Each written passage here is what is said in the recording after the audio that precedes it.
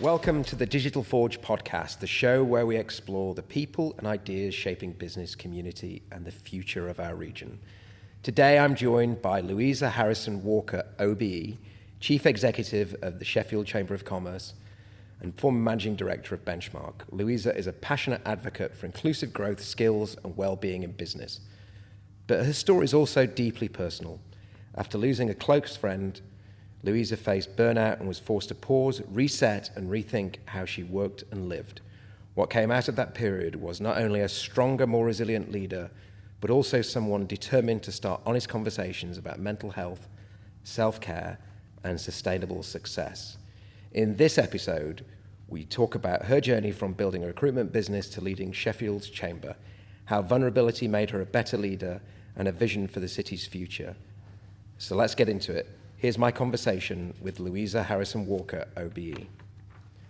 Louisa, welcome. Thank you. Really great to have you here. Just tell us where you grew up and your sort of life story. I know you had two brothers you were just talking about. Yeah, so born and bred in Sheffield. I grew up at Greystones, and then my dad got a job in Nottingham, and we moved over to Norton for a while. So I switched schools, and then I moved back to High Stores. Went off to university in Leeds. But yeah, I grew up with two brothers who both still live in Sheffield. And I'm really pleased to say the friends I made at school are still really good friends of mine now. So, you know, my best friends I met when I was 12, still best friends of mine now. But yeah, I'm really pleased and proud to be from Sheffield. I think I travel around the world, and whenever I come back, I'm just always blown away by just how lucky we are here to have town mouse, country mouse options. There's not many places like it, really. Well, yeah, I mean, I think famous for having more trees than people in this city, and we are, you know, half the city's really in the Peak District. Mm-hmm. It is a fantastic place and one of the uncovered gems in the country. So let's just talk about your entrepreneurial journey. What did you do after leaving university? Did you go and start a business straight away? No, so funny, when I was little, I remember, I obviously always had that thing, because I remember when we had a massive pear tree in our garden, I used to collect the pears and put a little trestle table at the top of the drive and sell pears. And then I did a car washing thing with four of my girlfriends, and this is when we were about 11. We used to go around and knock on doors and say, you know, do you want your car washing? We used to make quite a lot of money doing that. My parents were like, you're only asking people you know, aren't we? We were like, yeah, but obviously we weren't. And then, I got jobs early. I started working as a waitress, and, you made really good tips. And I always had that good philosophy of save a percentage of what you earn all the time. So I worked all through uni, actually. I had a job through university. So I was fortunate to not really have any debt when I left uni. I did go travelling. So I had 6 months travelling around the world, which was an amazing experience and like really life enriching. And then I came back, and I went into a recruitment agency to ask about temping, because I just wanted some flexible work. And I temped for a year or so, which was great because you got to check out different organisations and different jobs and kind of say, I like this, but not that organisation, and vice versa. And then that agency said, have you ever thought about working in recruitment? And I didn't really know what that was. And they asked me to come and work for them. And that was Office Angels. Back in the 2000s, they were a really big name. Yeah. So I worked as a permanent recruitment consultant, and I did 5 years at Office Angels, and it was a brilliant grounding. And I had a boss who's still a really dear friend of mine, she was a hard boss, and she drove me really hard, which at the time I didn't enjoy, but she got the results out of me, and I loved the working with people and the way that getting somebody a really good job changes their life. During that job, obviously, I had the pleasure of visiting lots of different companies from all different industries. And in the same vein, business owners would talk to you about their challenges. And when you could find someone that helped resolve that challenge, it was really satisfying. So I did that for 5 years. And then I kind of got to the point where I thought, I think maybe I could do this for myself. And so I talked my childhood friend, who had the option of voluntary redundancy, into coming with me to launch Benchmark, because she came from a HR background. So and then we started Benchmark. It's interesting, isn't it? How do you go from working at a business to starting a business and all the risks that sort of entails? It's a mental challenge. Well, do you know, it's funny because somebody had said to me, the risk of starting, it didn't feel like a risk to me, because I knew my craft. I was really passionate about what I did, and I think I was frustrated. So often it's you moving away from something, isn't it? I was frustrated with the bureaucracy, and there was loads of business improvement measures that me and my team would be suggesting, and it would go up 2-3 levels into management to come back down as a no, and you never knew why. And so yeah, it was really through a level of frustration that I thought, I'm going to just do this for myself. And we launched, Amy and I owned a house at the time, so we remortgaged our house and got 10 grand. Wow. Yeah, and we worked from home at first, and it's so funny because I remember, being one of the first placements we made was like at Grant Thornton, and us having like one phone and like one laptop, and me thinking, gosh, if they knew that on the other side of this conversation, this is where we were. So it was a low cost to entry actually to start, and I was conscious that, I'm definitely like someone with integrity. I was not going to go and like poach people I worked with before clients. So I focused on like real new business for the first 6 months, but I underestimated how much people want to deal with you, not the company. So once people found out where I was, I had so many people come to me that I'd worked with previously. So we really hit the ground running actually. How did you deal with, because you obviously left Office Angels and you were sort of competing with them. How did that work out? Were they angry with you? Were they supportive? Well, my boss is still one of my best friends. So obviously, Wow. it's you have to tread that difficultly. So I was respectful in kind of having that, when you leave and there's like a period of time. That's why I just did new business, because I thought I don't want that. I don't want to sour. And I always believe you should never burn bridges. You never know where people pop back up in your life, and so I always try to kind of exit graciously. But it was funny because I was actually replaced by 2 people, so I left and they replaced me by 2 people. Wow. But yeah, I'm grateful for my time at Office Angels. It was a brilliant experience, and I learned a lot. Do you think, because it was quite a big risk that you took, so you've left a obviously well-paid job, you're doing really well, and then you decide to basically take the biggest risk you can in life, which is one of the biggest risks that you can in life, which is to remortgage your core asset, to basically sell your core asset to get the cash to start a business. Do you think if you were in the same position now with kids and family, there's definitely something about, I was like, how old was I? Maybe like 25, and I didn't have the responsibilities that I have now, and it didn't feel like a risk to me at the time, because you are more kind of gung-ho, aren't you, when you're younger. And I just had faith. I really had faith in myself. I knew I was really good at what I did, so I knew I would be okay. There's almost an element sometimes of you have more faith in yourself to deliver the results than in other people. So if I knew it was going to be on me to do it, I knew I was going to be all right to do it. You see, people always talk about being an entrepreneur or not being an entrepreneur, and one of the definitions is that you're prepared to do that, because we all meet people all the time that say, I want to go and do this, but they're not prepared to take the risk. If you're prepared to take the risk, then I think that's... I think you have to be someone that's prepared to be uncomfortable, take risks, wake up in the night covered in sweat and stress, and you have to be all right sort of living in that and dealing with that. You have to be quite comfortable with high levels of stress, because you are going to have that, and you need to be a real grafter. And I think I knew that from when I was 11 years old washing cars. I was a grafter. So there's 2 of you and 1 phone. Yeah. How quickly did you grow? What happened? Actually, within 6 months, we took an office in the old Omnia buildings. So we started as a 2-person office, and then we recruited a graduate, Siobhan, who was with us for 4 or 5 years, and then she went on to go and be a teacher, actually. And so it was fairly steady, actually. So we moved from that 2-person office then into a 4-person, then a 6-person, then an 8-person. But yeah, Siobhan was our first hire, and I'll never forget, because when she came and handed a notice in, that was the first time that had happened to me, and I cried because I took it really personally. Yeah. And it was actually my dad that said to me, instead of looking at it that way, what you should think is you've taken this person who was a graduate who had no work experience, and you've springboarded them into something else, and that's going to give them an opportunity, and that really changed my philosophy on it. And I've had that all the way through my life, that people will come for short, medium, long term, and you've just got to be gracious when it's time for people to move, because change is inevitable, isn't it? And it's actually, you need to welcome it, because you do need that like fresh energy and fresh perspective, so you get a bit stayed.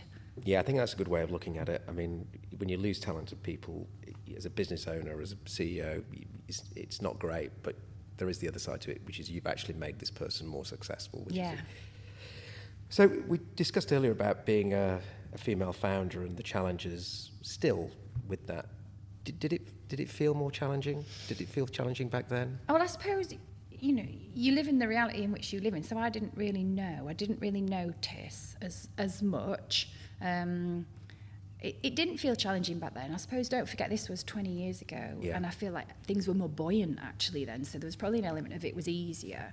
But I suppose, if you're asking me as a female running a business, are there challenges that are different to being a male running a business? Yeah. Absolutely. Yeah. Absolutely. And two main streams of that. One is, you do face some like chauvinism and misogyny. You absolutely do. And I still get that in my working life now. Wow. You do. Sometimes it's microaggressions, subtle, because people have perceptions or, you know, come with filters on, and maybe they've not had strong women in their life, or maybe they've not, you know, so you do get that. I am just learnt to be really thick-skinned about those things, and it says more about them than it says about me. So, but it can be difficult for some. It can make you internalise sometimes, and then you have to really fight your own kind of imposter syndrome. But the real challenges come if you have a family, because you know, I've always said this, you know, it would have been really great for me to have a wife. Like, I could have really done with a wife that, you know, would sort everything out and do all the, you know, do all that. I mean, I'm really fortunate. I've got a really supportive partner who gets that raising children is a 50-50 gig. Yeah. But it did mean Amy and I had to build a different kind of business, because we both knew we wanted children.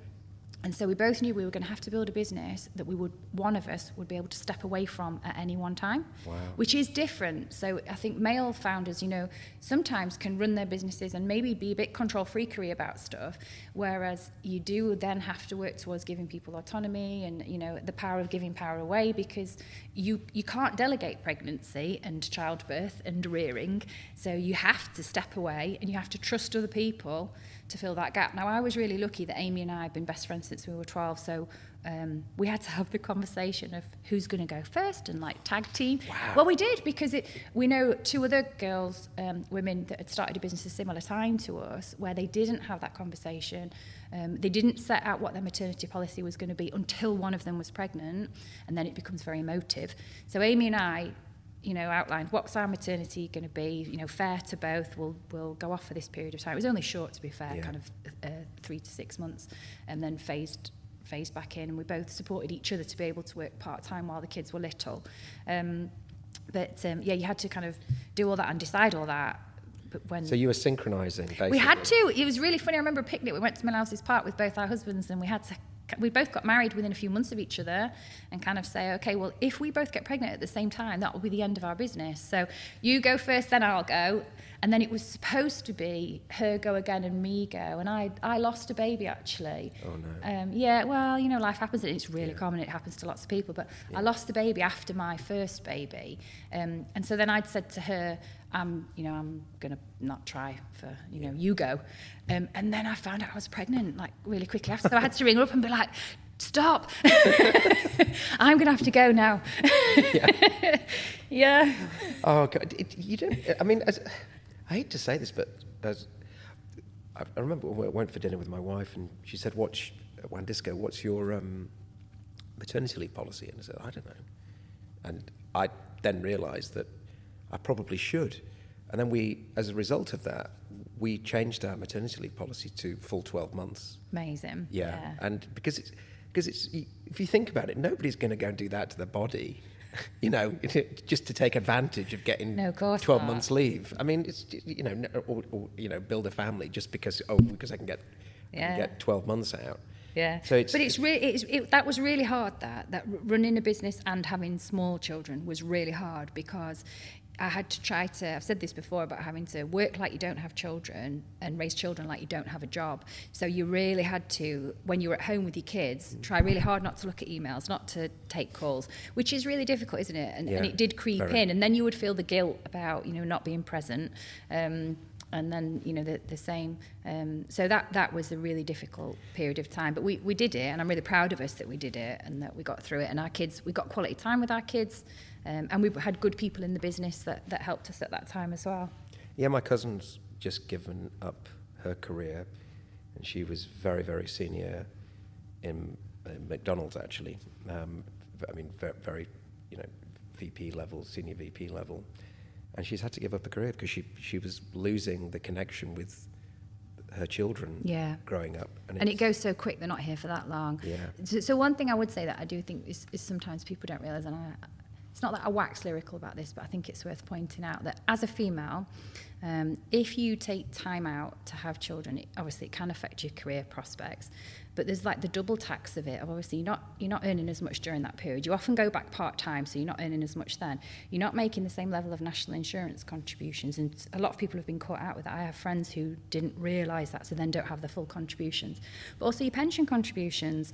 So, and then there's the actual, it's not insignificant, like the physical aspect of it. So, we are women, we are extremely indebted to women for going through all that. So physically suffering and then financially suffering, which is why, it frustrates me sometimes when that's not acknowledged. And then when women do get to retirement age, I saw it with my mum and dad.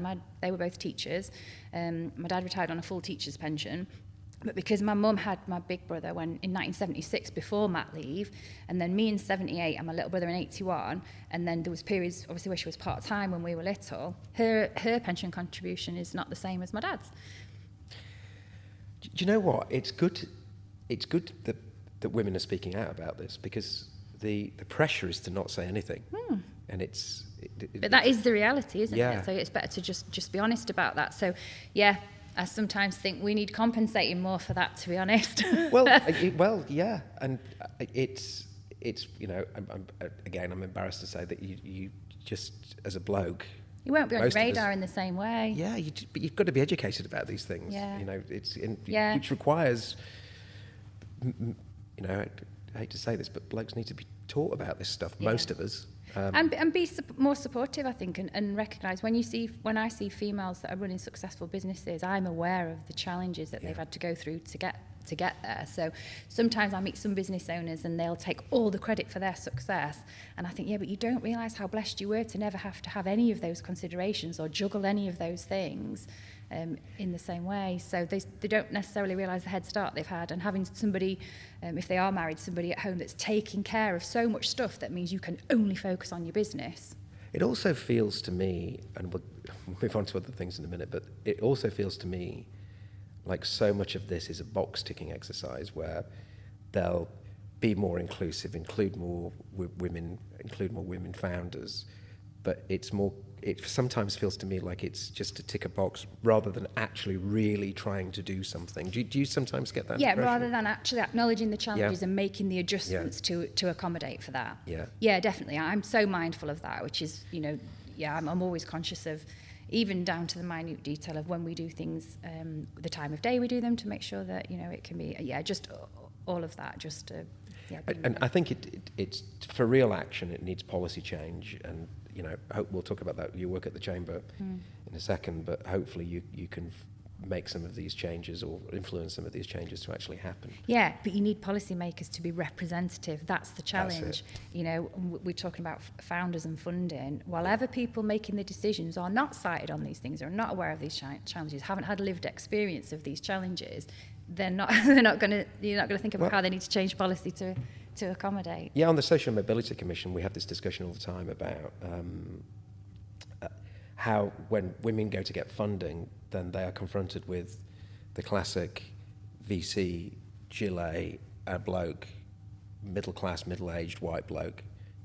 I mean, come on, seriously? Yeah, 'cause it's back to that fundamental of people like themselves. Yeah. And people feel safe and trust people like themselves. Yeah. And so, yeah, if you see someone in your own mirror image, that's why a lot of people recruit in their own mirror image, rather than recognising difference is a good thing. And actually, like, good teams are made up of, like, a real balance of people, and so actually you need to recruit the opposite of you, and you need to surround yourself with people who have different lived experience and different life experiences than you.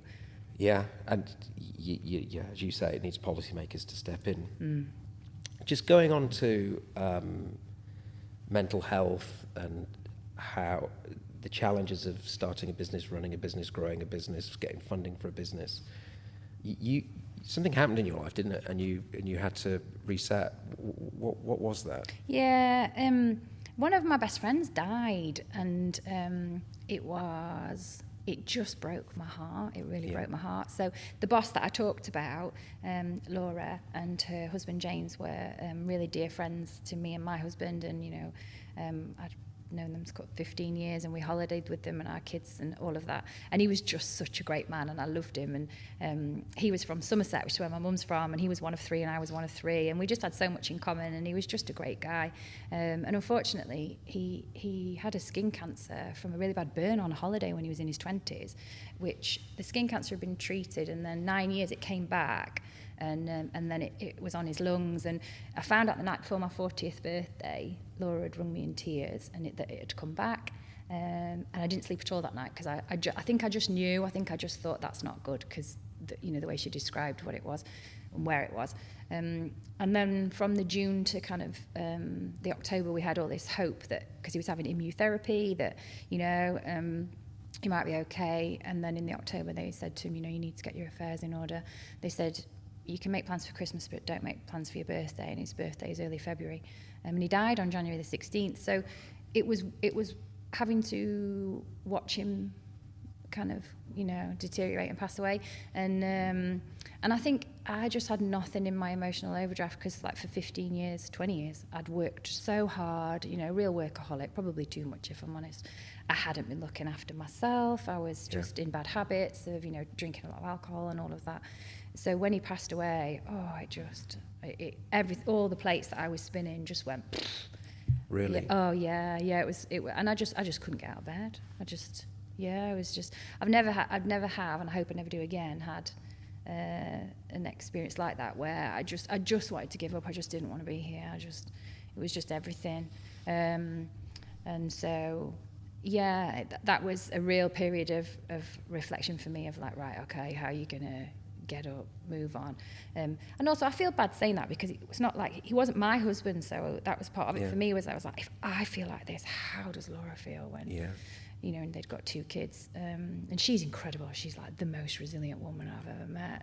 And, so I took real strength from her. But yeah, that was a real, right, okay. So you need to completely change the way you're operating. And how on earth did you do that? Well, I was really lucky that my team at Benchmark, I think I had about 3 months off work. Wow. Because I was... You were ill? Yeah, I was really not well, yeah. So I had about 3 months off work. And actually my husband at the time was between jobs, and he stepped in and helped out at work so that I could, just kind of like rest and recuperate. And I really had to go back to basics. So I did actually go to this like retreat place in York, which was right back to the basics, that wheel of energy of like nutrition, movement, relaxation, sleep, all those things. And I had really got into like doing yoga and breathing, and that really to completely reset my nervous system. I went completely sober, so I had about 2 years of being completely sober. Wow. Which was really eye-opening. Yeah. Really eye-opening, yeah. It was, and I don't really drink very much now. Yeah, it was really hard. It was really hard at first. Because when I started back at work, as you know, our jobs involve a lot of networking and socialising. So going to events and things as a completely sober person was really hard. But I got into it actually, and it was nice actually being the driver. I would give everybody lifts, and I learnt to have like really quality conversations, and it was so lovely waking up the next day, remembering all the conversations you had, having no beer fear, and I was just you're just sharper.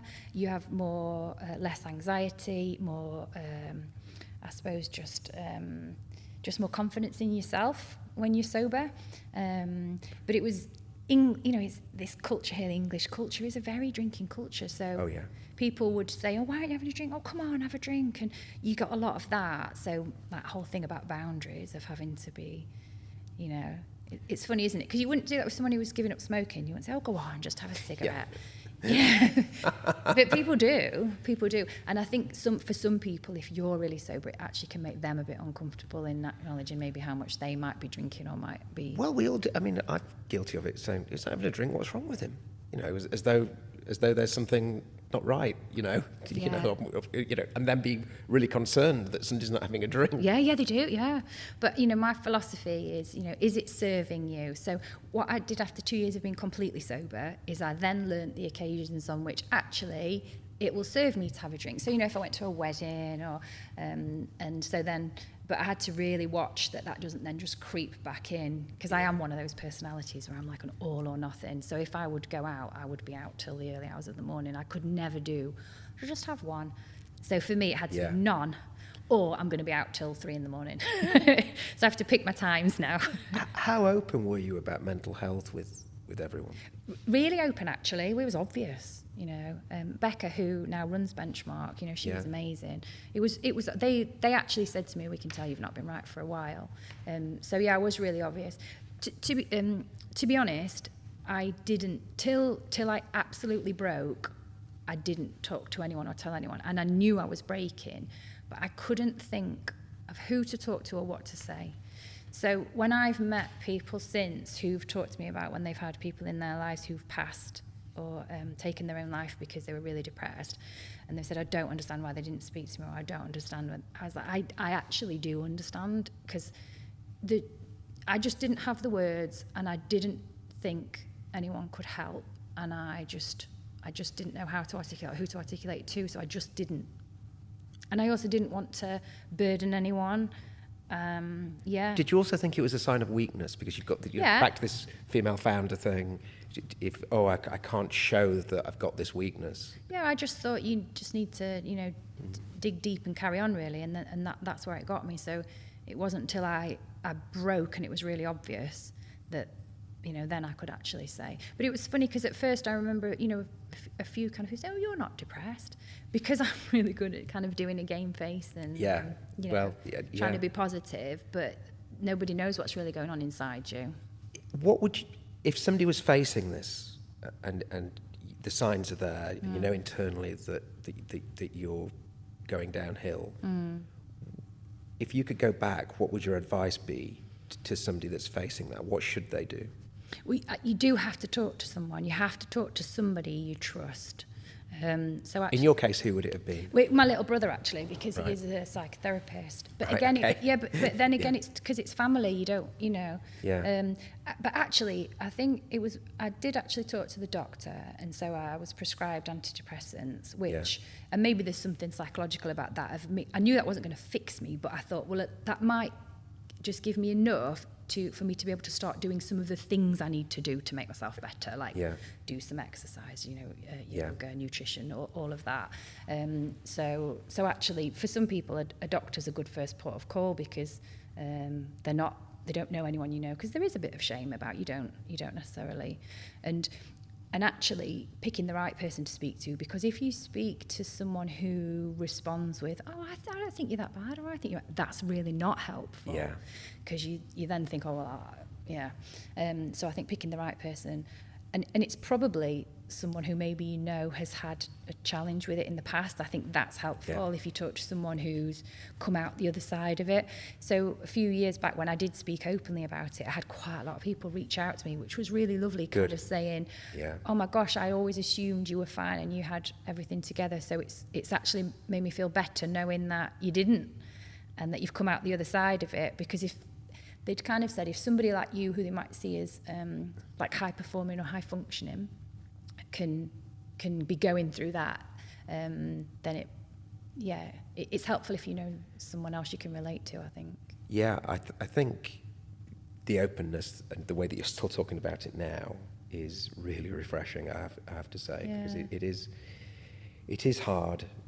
Yeah, and life is hard, isn't it? And there's a difference between you will have challenges in your life that you are going to find difficult to deal with. But I think when you've gone down there and it's consistent and you've stayed there for a period of time and you have no joy in your life, the things that should be giving you joy are not giving you joy. That's when you're like, oh, okay, there's something above here. But we're really fortunate. We've got amazing organisations like Sheffield Mind, Westfield Health. Yep. So, Westfield Health have an amazing 24/7 helpline that you can call. You can have face-to-face counselling. So I did see an amazing therapist, I should say that as well, actually. My brother knew someone. He said, of all the people I know in Sheffield, there's one person that I really, really rate.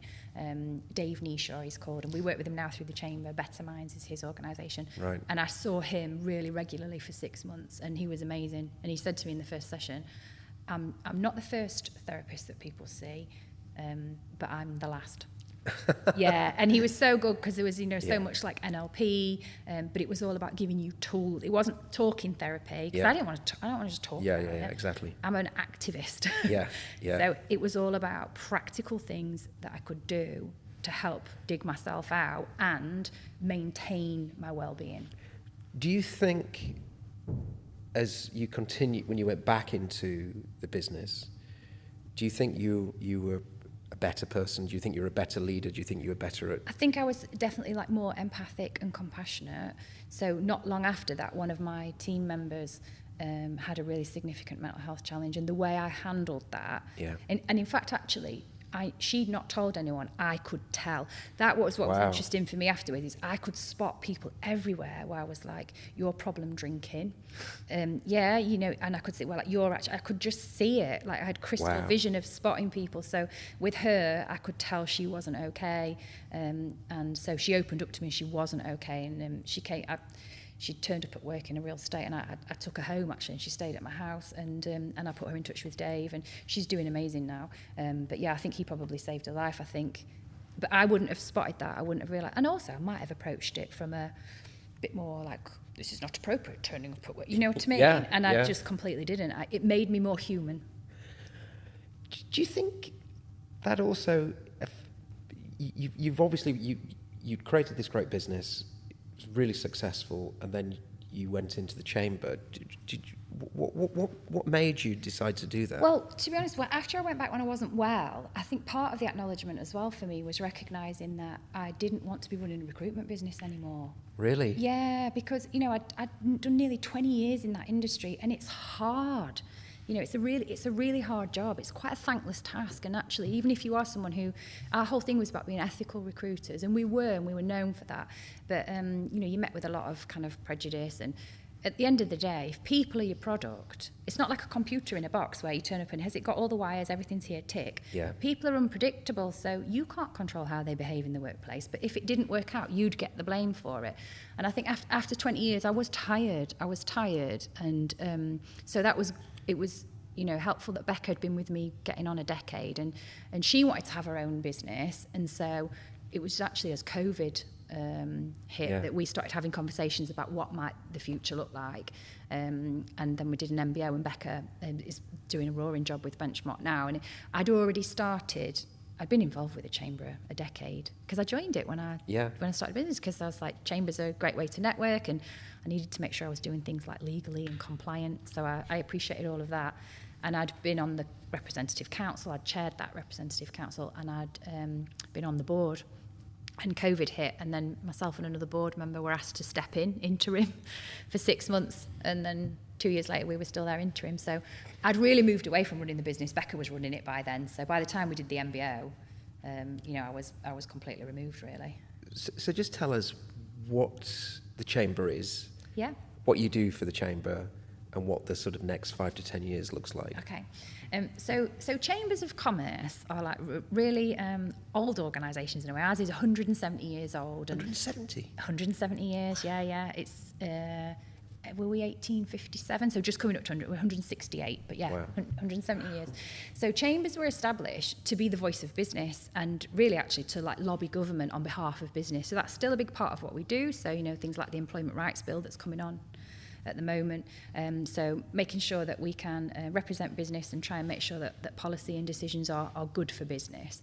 And then we're one of 50 chambers in the UK, so the British Chambers Network. So the British Chambers, obviously their purchasing power, so they will acquire a huge amount of products and services that are beneficial for businesses that we can pass on to members at a kind of reduced and discounted cost. So a big part of Chambers is about keeping people legal and compliant, so providing 24/7 HR, 24/7 legal support and advice, connecting people to local supply chains, connecting them to talent pipelines. So we work with the colleges, the universities.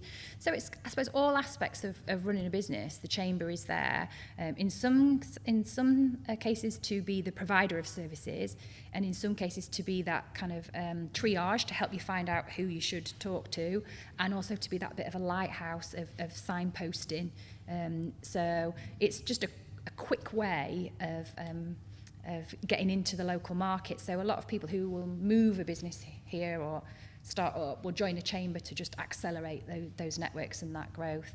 The difference with our chamber in Sheffield is we also have a social value programme. So we're the only chamber in the UK that has a social value programme, which is about harnessing business as a force for good. And it's amazing. So we have charities and social enterprises come to us with various different needs, and we will go to our sort of private sector audience to ask for resource and expertise and broker the two.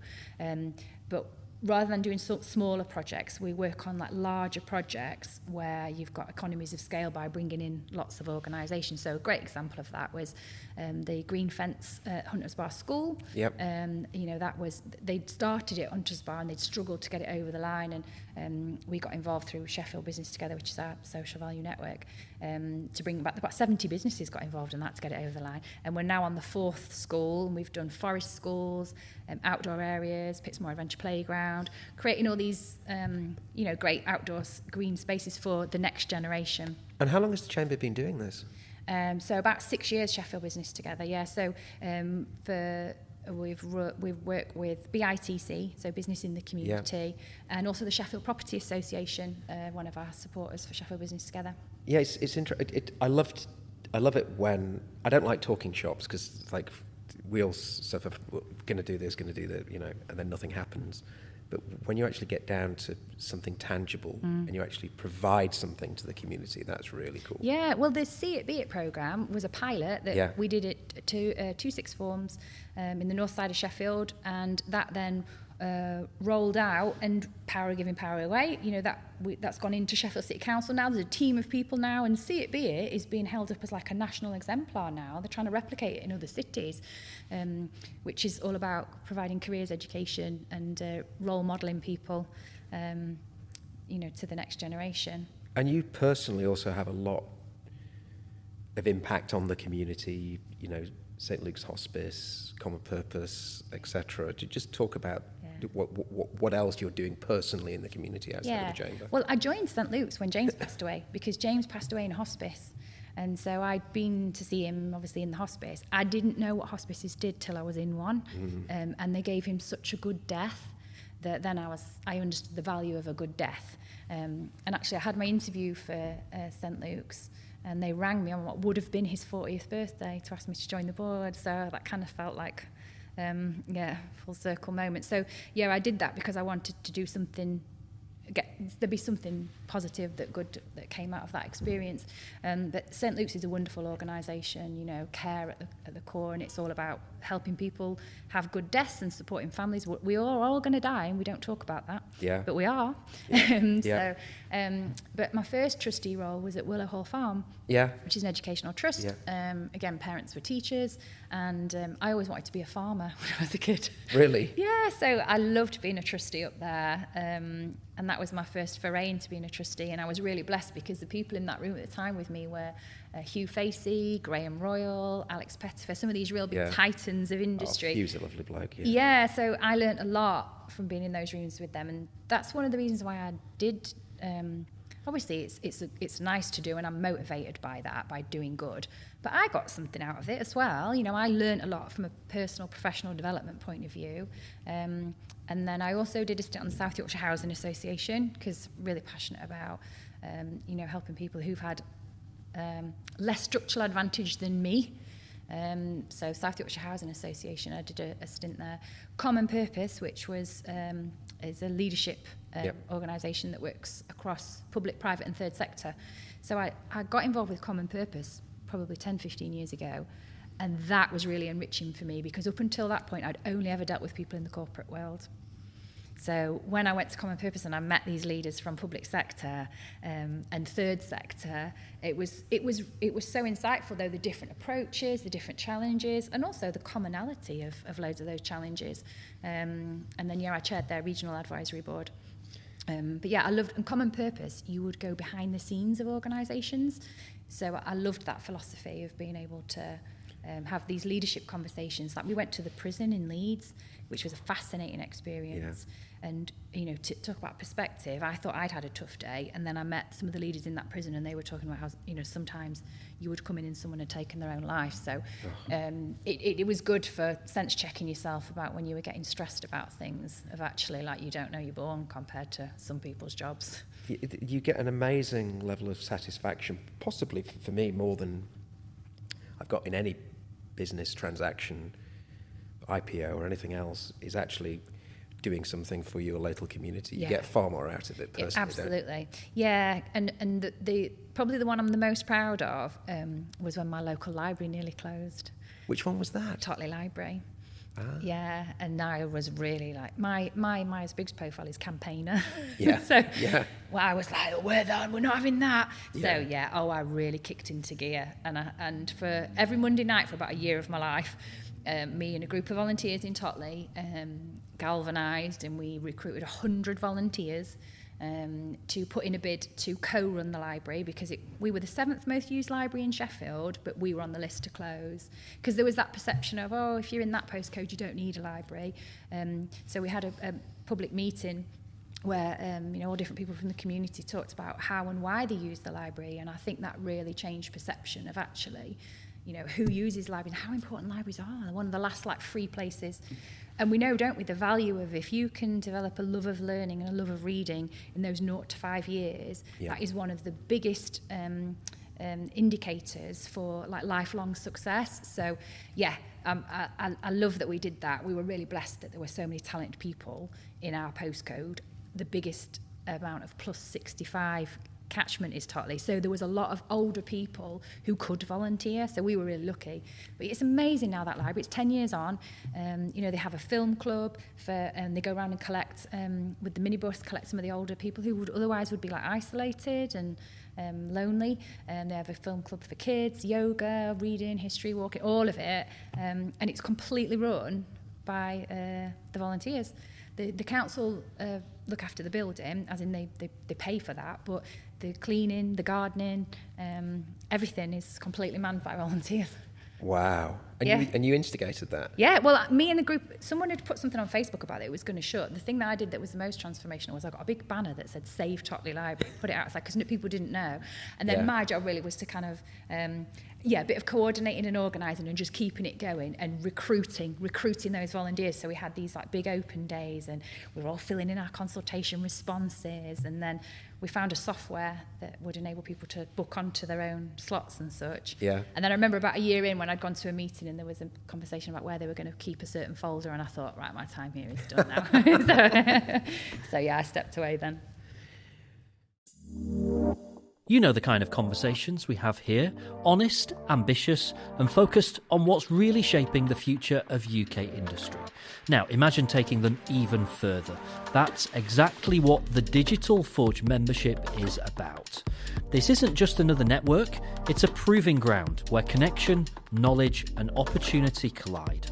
As a member, you'll unlock exclusive events and curated networking with serious builders, a private community platform for real-time support, and a content and knowledge hub packed with insights you won't find anywhere else.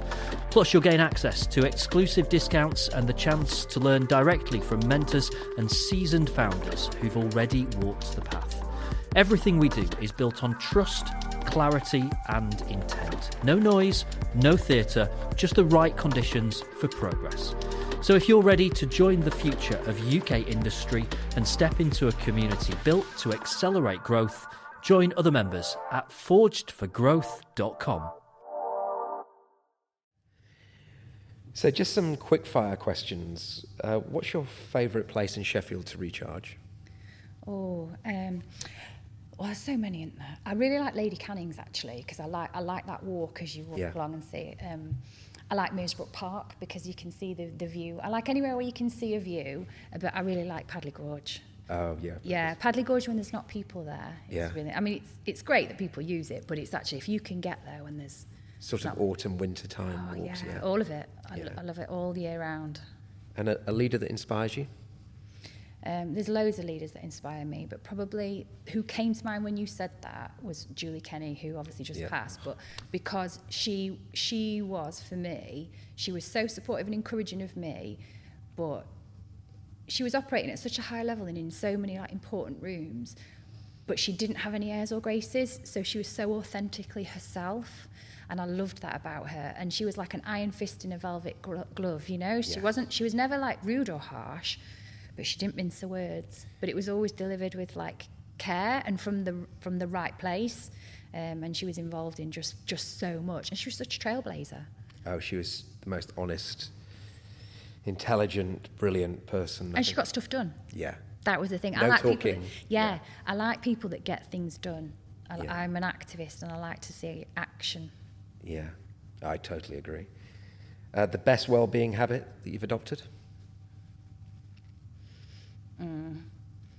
Well, that wheel of energy, so going back, whenever you're feeling it, is going back to, am I getting enough sleep? Am I drinking enough water? Am I moving enough?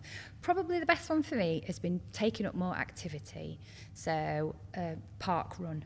I started doing park run. It was Oliver and I were, so obviously I chair Mayor Coppard's Business Advisory Board. One week we were trying to get a meeting in, we couldn't do it, and he said, I'm doing the park run on Saturday, why don't you come and meet me, we'll have a coffee after. And I thought, well, I play cricket, I'll be able to do a park run. Oh my goodness me, we set off, this is Zencliffe Park, chatting. We didn't even get down to the bottom, and I was like, I'm going to puke. So that was about 2 years ago now. So I was like, we can't talk while we're running. We'll talk at the end. But yeah, I've built myself up. And it's not a lot of 5K, but actually I think a lot of people probably can't run a 5K. Yeah. So doing the park run, so getting some good positive endorphins, exercise and positive endorphins. So we were talking earlier about cricket, playing in a women's cricket team. I love it. Yeah. It's so good for like mind, body and soul. And my daughter plays in the team with me as well. Really? Yeah, she's good actually. She's really good. How old's your daughter? 15. Wow. She started playing for us when she was 12. As soon as she was old enough, I was like, right, come on.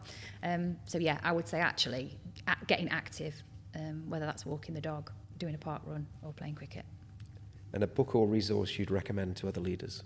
Good to Great, Jim Collins. Yeah. I'm reading one at the moment that my Canadian Ned sent me, which is called Traction.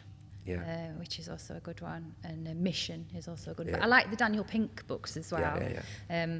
But then way back, maybe because my parents were teachers, I've always had that thing of like learning and personal and professional development. So some of the Stephen Covey, 7 Habits for Highly Successful People, even like Dale Carnegie. I did the Dale Carnegie course years ago. That was really transformational for me. Yeah. It seems obvious, but these things, but only when you've heard it. Yeah. And go, of course, yeah. I struggle though to find the time to read books, so that's why I do like podcasts and audios and stuff, and I find I absorb more that way as well. It's been brilliant. And then just sort of looking ahead, what is the vision for Sheffield? Where can we go to? What can happen here? So like Sheffield itself as a city. Yeah. So I think I'm pleased to say, so I've been working in and around Sheffield for 20 years now. I feel like the leadership we've got in the city and in the region now is really strong and very connected, which I think is really helpful. There's real circles of trust. And I think that there's so much more collaboration. I've seen public, private, third sector come together more and more in the last few years. And I think Alexis, who did the job show with me, who's the president at the Chamber at the moment, has always talked about that three-legged stool that I think previously private sector were doing their own thing, public sector doing their own thing, and third sector doing their own thing, and that actually when we all work together in a joined up way, we've got a much better chance of succeeding. So I think the foundations are there and that infrastructure's there for success. Now we've got a 10-year plan out of the local authority that's got cross-party support. That's really important. So we've got some stability. We know that any change, that plan is committed to. Obviously, the mayoral combined authority have got growth plans. We've got the integrated settlement come in. So there's more devolution and control over the purse strings and some of the decision making. So that I think is really good. I think we've always had this challenge in Sheffield. In some ways, it's a nice one. We're good at so many things that we don't have one thing to hang our hat on. Yeah. So if we only did one thing, we'd just bang the drum about that. And there are some core cities where, Leeds in particular, you're known for financial services. Sheffield is known as the outdoor city, and there's a huge amount like visitor economy space in that. But the advanced manufacturing, the fact that we do things here in this part of the world that no one else can do anywhere else because we've been doing it for hundreds and hundreds of years. That real kind of artisan, we're not talking about mass-produced stuff. That real kind of high end.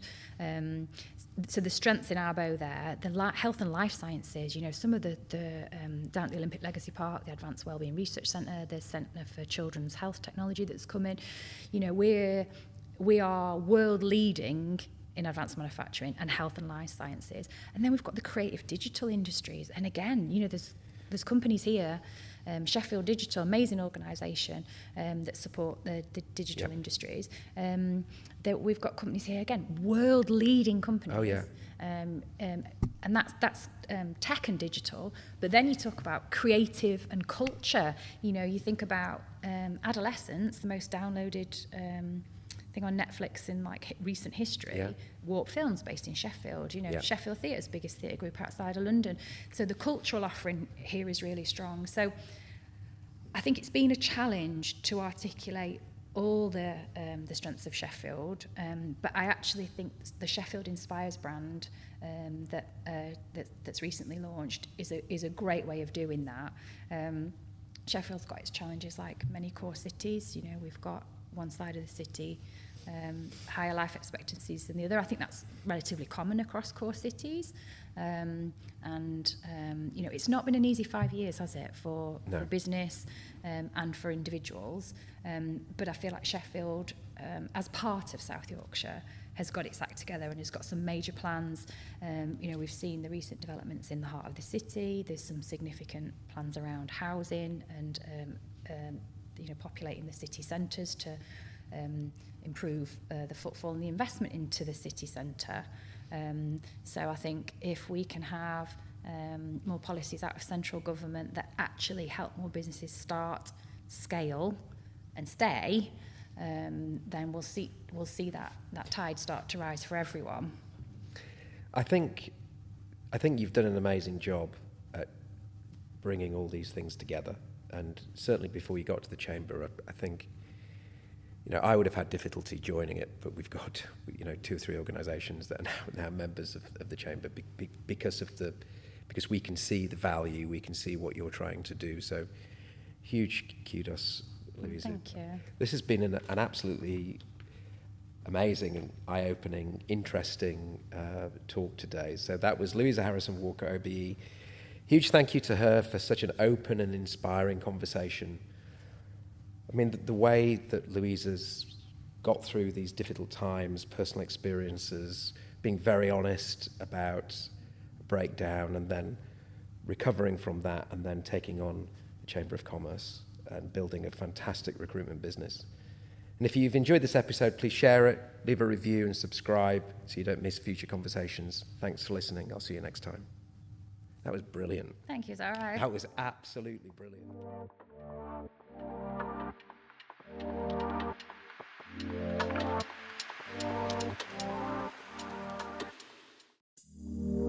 What if your aligner system could drive more profit for your dental business? With PureTech Clear Aligners, our AI-powered software delivers instant smile previews. Our custom aligners, proudly made in Sheffield, arrive in just days, not weeks. Patient wait times are reduced with localised labs, and our revolutionary technology offers smoother workflows, higher conversions and happier patients. Be part of the future of aligner care. Start your pilot today at puretech.ai. PureTech Aligners. Smile brighter, smile sooner.